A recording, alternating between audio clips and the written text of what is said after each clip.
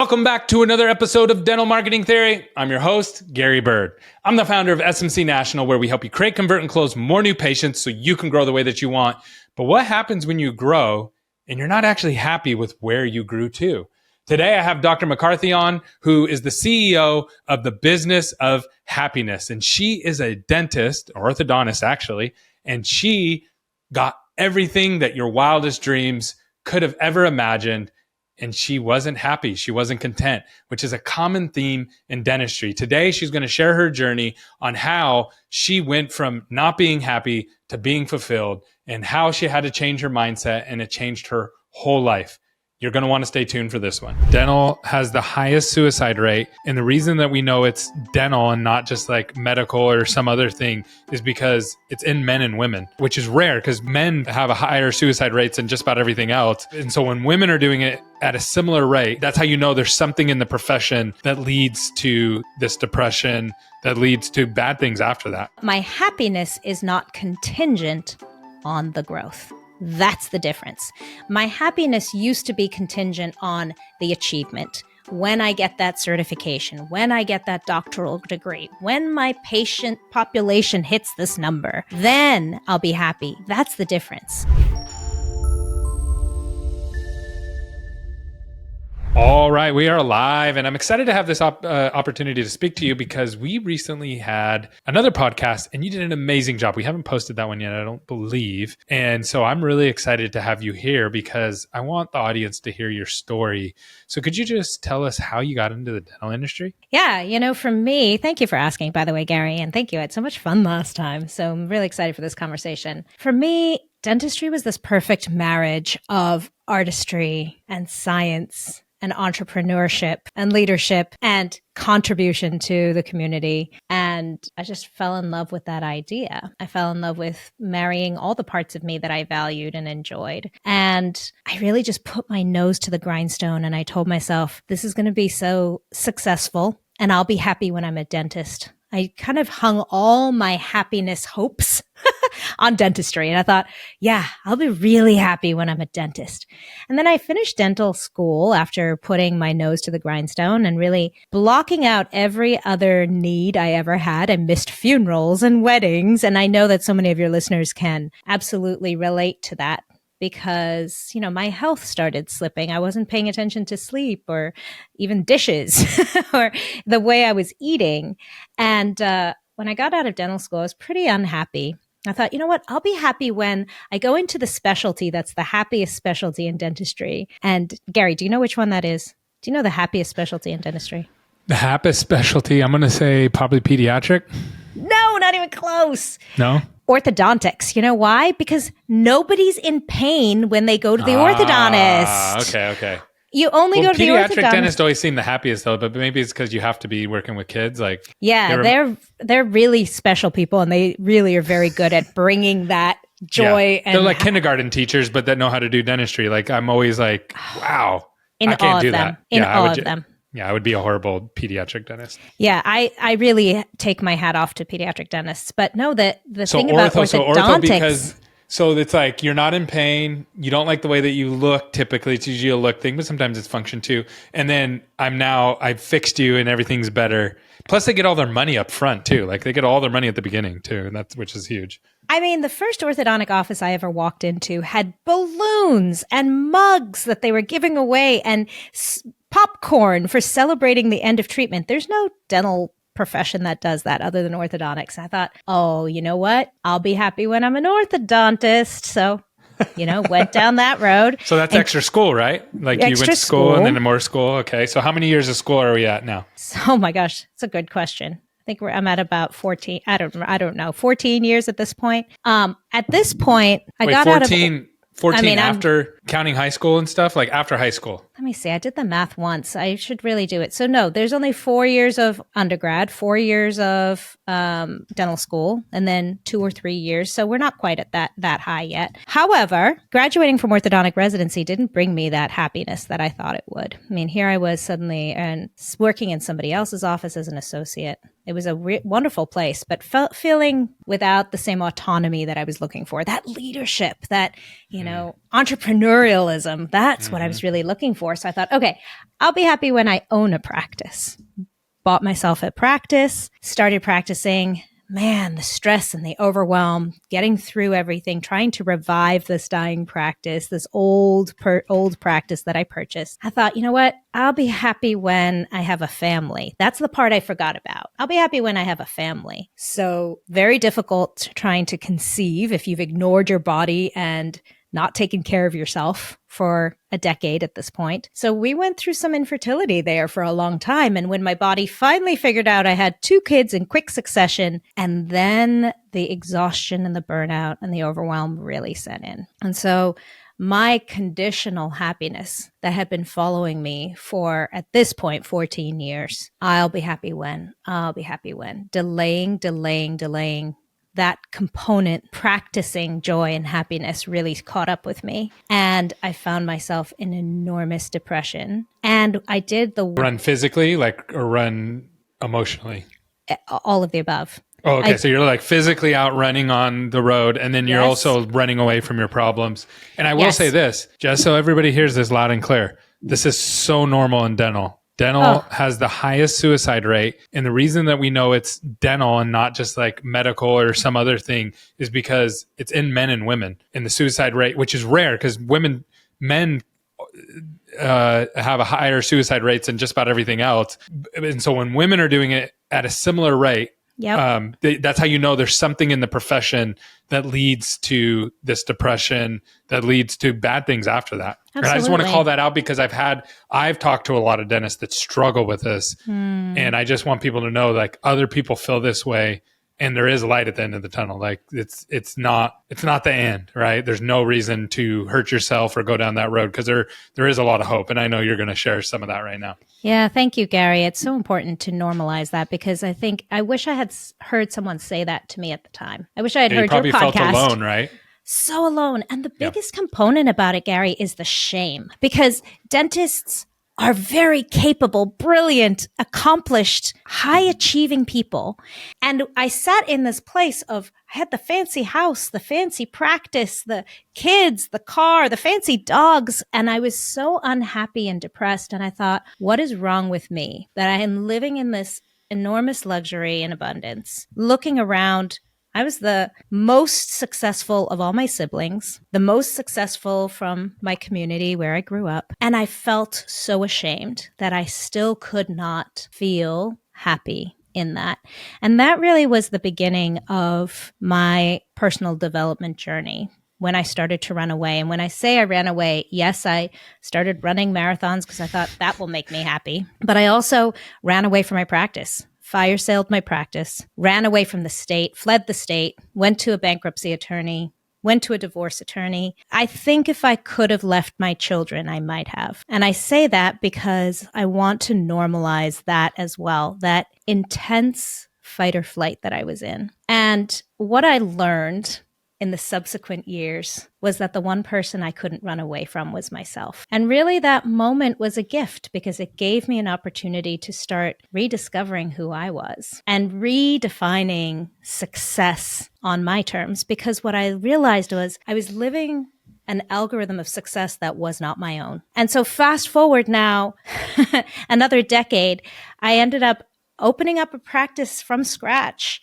and creating and building the biggest most successful orthodontic practice in our state. And everything was the same. Every component of my practice was the same. I took payment the same way. I had the same treatment plans. I had the same marketing philosophy.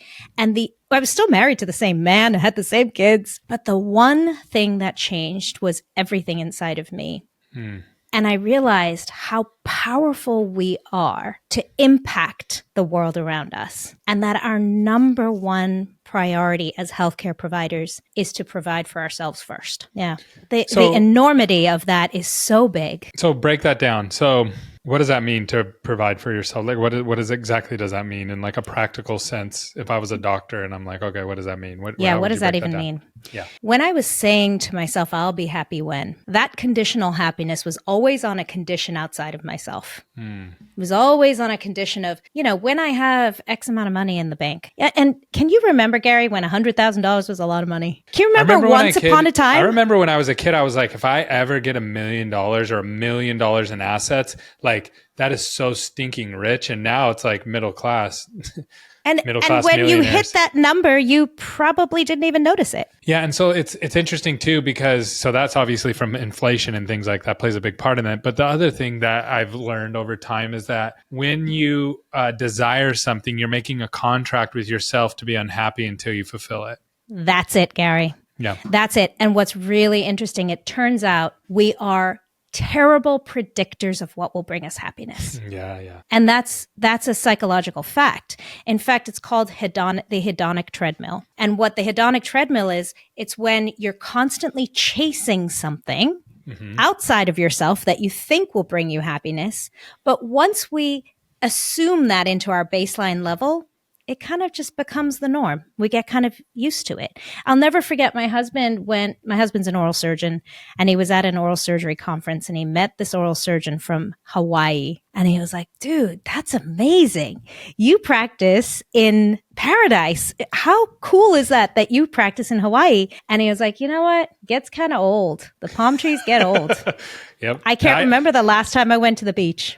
I just went to Hawaii and I went there and I felt like I went into a time machine because it was all the dentists that I met with there were asking me questions that the dentist in the States 5-10 years ago were asking me. And it's just like, I was like, who here does digital marketing? And they like, none of them, like, they were like, we have a website. And it was just really weird. And I got that exact feeling like, it's cool to visit here. Yeah. But everything has its ups and its downside. Right. And, but the key is it's not Hawaii. That's it's not secret. the place. Yeah. It's not the $1 million in your bank account. It's not the orthodontic degree. I started out by saying, I thought that was the happiest profession. It's not the things outside of you. None of that matters. There's actually zero impact on your happiness if you are putting your happiness contingent on things outside of you. All of that is cultivated within you. That's what that means. Yeah. And so it's like, I struggle with this for a long time because I am always like pushing and trying to grow stuff like all the time. It's in my nature. Even if I stopped and said, okay, I'm not doing that anymore, I'm still going to do that. But I've also had to learn to be content with whatever I have right now at the same time. And those seem like contradicting things, right? So I really struggled with, okay, am I content or am I like extremely driven? And it's like, no, I'm both. I'm content with where I have. And then I started doing these games where I was like, well, what if I lost everything? And I'd be like, I'd still be fine, right? There like you I'd go. still be fine. Yeah, I'd still be fine. I'd figure out how to get some food and I move into an apartment and yeah, it'd be tight and stuff. But I mean, what's going to happen? Because I'd have these fears of like, oh no, I'm growing too much and then I'm going to tip over, the tower is going to tip over or whatever and we'll lose everything. And it's possible, right? Like I went through COVID. We for a span of time there, I did lose everything. And we got it all back and like 5x'd it. But I had to learn how to work through that. And that's something that's really helped me. Like how do you work through that? Yeah, that's such a great question because I had the same thought, Gary. I also had this, why am I always wanting to do big things? I feel the same way. I love creating businesses. I love growing businesses. And yet I was learning, oh yeah, nothing outside of me is actually what's feeding my happiness. So why do I need these things if I don't need these things? That exact question. And what I realized was understanding my values and not letting my success be defined by others was the most critical component. So a big value of mine is growth. It is. And it makes a lot of people uncomfortable. It makes a lot of people uncomfortable. Really uncomfortable. So yeah. Our company Y is always growing. Yeah, that's the point. Yeah. That for me, that's the point. And then in my head, and I've told myself this, it's served me well, but I'm sure again, it makes people uncomfortable. It's if you're not growing, you're dying. Absolutely. Yeah. Absolutely. But my happiness is not contingent on the growth. That's the difference. Yep. My happiness used to be contingent on the achievement. when I get that certification, when I get that doctoral degree, when my patient population hits this number, then I'll be happy. That's the difference.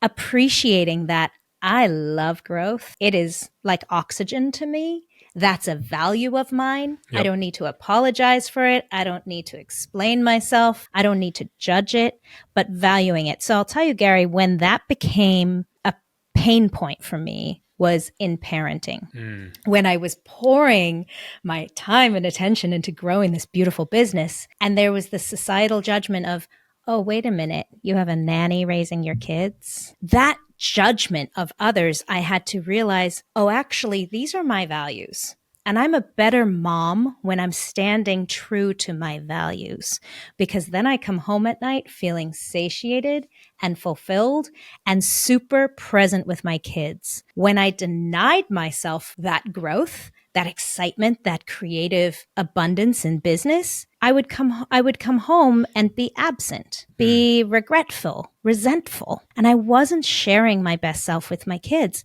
So I realized identifying my values was the biggest gift I could give to myself in terms of identifying what success looked like for me. So one thing that really helped me, and I'm curious on your thoughts on this, and like if you think they're the same way or you think of it differently. So one thing that really helped me was I began to, instead of thinking of the end result, thinking of the journey on the way to the result, like really appreciating the journey and the learn, and then taking and being like, I just learned something there. Now, I got burnt because I reached up and grabbed the stove, right? And it burnt me really bad and it hurt like crazy. But I learned something where before I'd get mad because it was like, I should have known. I'm failing. Yeah, I should have known already not to touch the stove, right? And so now it's like, no. Now I've learned a very important lesson that's going to serve me the rest of my life. Like that journey process, sometimes I get to the end of the journey and it's awesome and I hit the goal or I get to the top of the mountain or whatever you want to call it. But then sometimes I don't. And sometimes it's way longer, years longer than I thought it would be. But I've learned to appreciate that process. And then the other thing that helped me with that was, and again, I'm just curious of your thoughts on these are just things like I just tell my head, so I don't get to talk about them a lot. Is what happens when I get to the top of the mountain? Yeah. I'm going to find the next mountain and then I'll climb that one. And then what happens when you get to the top of that mountain? Then you'll see another mountain and you'll climb it again. So the mountains are never endless. The only consistent is the journey. Yes. And that really helped me think through goals and all that kind of stuff. I love that perspective. And one thing you touched on was self-judgment. So the self-judgment component was also a big part of eroding my happiness. And dentists are very, very skilled at self-judgment. We're actually trained in it. It's true. Yeah, it is true. And you just go into a Facebook group with a bunch of dentists and you'll see. And you can see, well, we're taught that clinically. Like we are constantly self-assessing. We're very good at self-assessing. In millimeters, like in little. Millimeters and milliseconds. You know, our day is really narrowly defined in terms of our schedule. At least it was from my experience. Yeah. And so we're hypercritical, hyper-focused.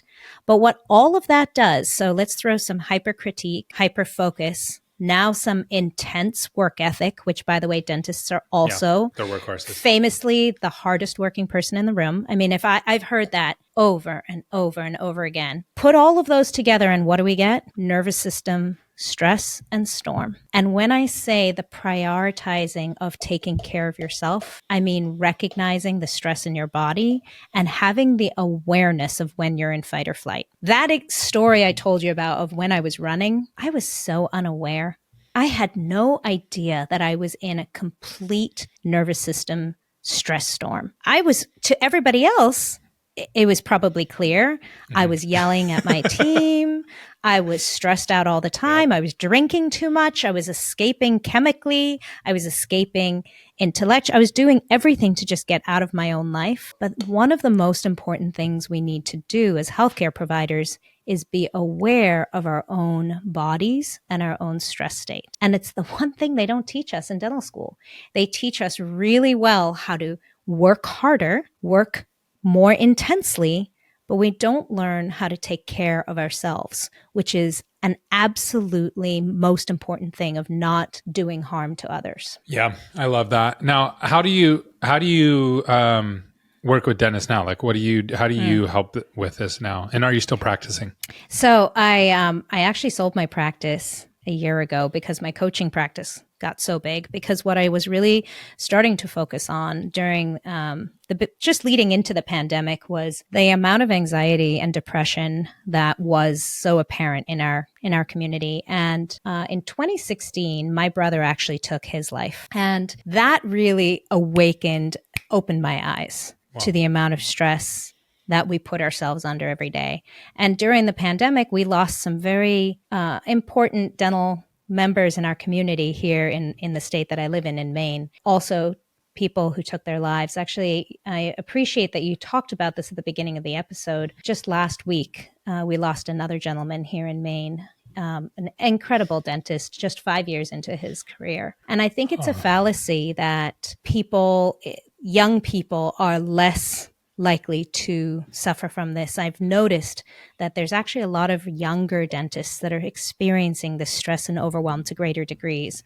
And actually, the ADA put out a study in 2022 showing that the majority of dentists who are reporting at least one symptom of burnout were under the age of 40, something like 68%. 68% of dentists reporting burnout were under the age of 40. So I really started dedicating my attention to supporting my colleagues and understanding what is it that's causing this for us. And what I've really learned to identify is this nervous system regulation that we're missing. So now I work with dentists and doctors on understanding their bodies, understanding stress state, and also their mindset and their belief structure. Of course, those are all components because they feed into how our autonomic nervous system reacts to stress, and how to regulate their bodies so that they can be present with their patients, so that they can market their practices with intention and great outcomes, so that they can actually be present for their families and not drain these incredible men and women who are so talented and brilliant out of our profession just because of this really epidemic of burnout. There really is a way to do this responsibly and take care of ourselves. We just need the practices and the tools to do so. And then if someone wants to reach out to you and learn more about this, what's the best way to get in contact with you? Yeah, a great place to start is my podcast, The Business of Happiness. So the Business of Happiness podcast was started specifically for this reason. How do we fuel ourselves with happiness? I told myself I'll be happy when for so many decades. So this is the how of learning how to take care of yourself and understand what happiness looks like so that you can be your best self for others. Awesome. Well, thank you so much for coming on. This is a great conversation. If you're okay with it, I'm just going to book you again and we'll have another conversation soon and just talk more. I always enjoy listening to you. I love the way you talk. I love your stories. I love how open and real you are. There's very few dentists that are willing to say like, I wasn't doing it right and this was hurting me. So I appreciate you doing that. I know it takes a lot to start that and do that. And so thank you so much for coming on today. I really enjoyed it.